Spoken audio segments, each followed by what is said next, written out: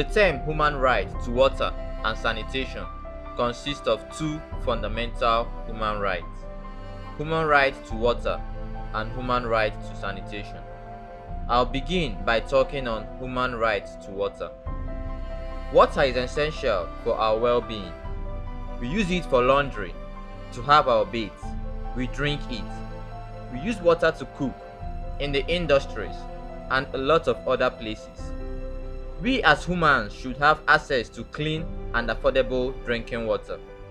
We should not worry about how to get access to drinking water or how to pay for our water, as this is a right that we should have. Nevertheless, we see scenarios where people have to travel long distances to get a clean source of water for their daily use. Humans are forced to share water sources with animals due to the unavailability of a close source of fresh water. These water sources are contaminated with microorganisms, which is a main cause of illnesses like typhoid and cholera.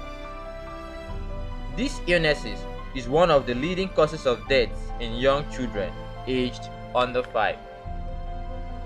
Talking on human rights to sanitation, I would like to lay much emphasis on the open defecation, which is more predominant in areas in sub-Saharan Africa. This attitude of open defecation occurs due to the lack of basic toilet amenities. People are thereby forced to defecate in the open.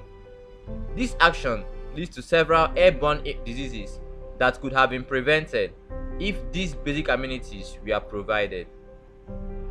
Sanitation is very essential for a healthy living. Kids whose immunity is still developing can easily get infected by bacteria which breed on these feces or dirty environments, thereby contaminating their food and drinking water and leading to illness and even death. As humans, we have the right to water and sanitation. We have the right to healthy living. But these rights have to be enforced, and this is where the work begins.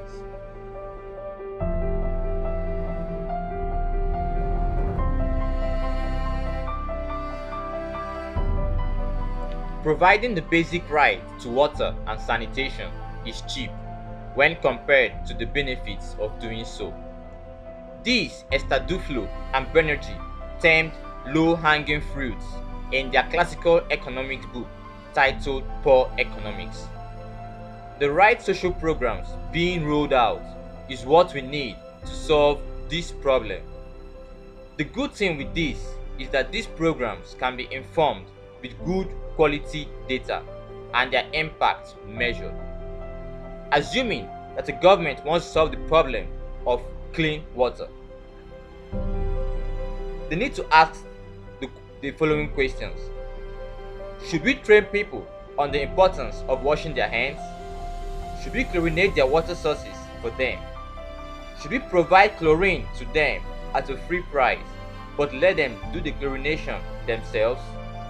Should we educate them on the need to boil their water before drinking? These important questions can be answered by training people on the importance of washing their hands, by providing chlorine for them, by providing chlorine at the water sources, and by measuring the impacts of each of these programs with data collected during the program's implementation. It is worthy to bear in mind that a program that works well for village A may not necessarily work well for village B, and as such, we should evaluate social programs on a case-to-case basis. Governments or NGOs can help enforce these rights by training individuals on how to evaluate social policies, by providing basic amenities like toilets, borehole, and good disposal systems for communities, by training people on the importance of sanitation. All these are important and effective, but due to scarce resources, we have to choose the optimal program. This is where randomized control trials comes in. In randomized control trials, we actually randomly assign these treatments to individuals, where we have the control or the treatment group. With this, we'll be able to properly evaluate the impact of a program that we are about to fully bring to reality.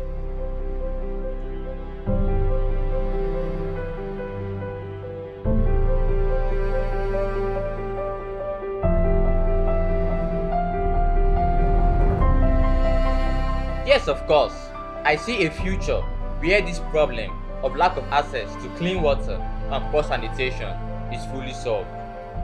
We can contribute the little we can towards this feat by educating those around us on the need for proper sanitation, by not contaminating our water sources, by pressuring the government to recognize the need for clean water and sanitation.